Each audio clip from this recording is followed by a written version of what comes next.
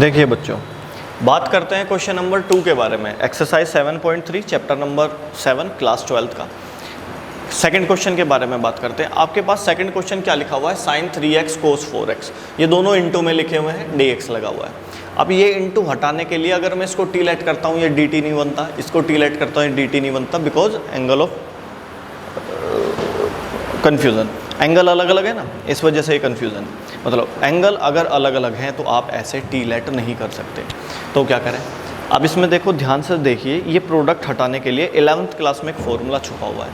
11th class का formula है, हम ये जानते हैं कि 2 sin x into cos y की क्या प्रॉपर्टी होती है? sin x plus y plus sin x minus y. मतलब ऐसे ये ब्रेक हो जाता है। देखो ये प्लस की वजह से ब्रेक हो गया ना, एक टर्म इधर रह गई, एक टर्म इधर हो गई।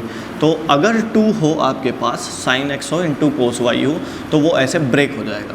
और हमारा काम ही यही है, हमारा टारगेट ही यही है कि प्लस माइनस में ब्रेक हो जाए, अलग अलग सिंगल सिंगल टर्म बन जाए, हमारा टारगेट ही है।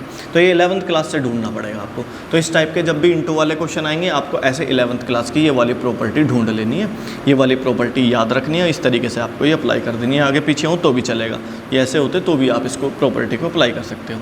तो देखिए ये प्रॉपर्टी क्या कहती है? 2 होना चाहिए। क्या है? 2 नहीं है।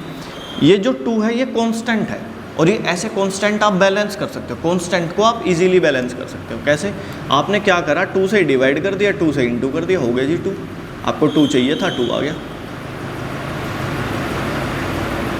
dx। अब जब ये प्रॉपर्टी बनेगी तो ये प्रॉपर्टी क्या बनेगी? 2 है, साइन है, कोस है।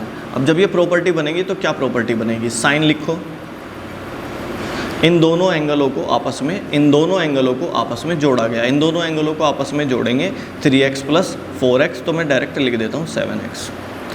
फिर साइन लिखो, और इन दोनों एंगलों को आपस में घटा दो, तो 3x माइनस 4x करेंगे तो माइनस के x बचेगा। फिर हमने ध्यान से देखा, हाफ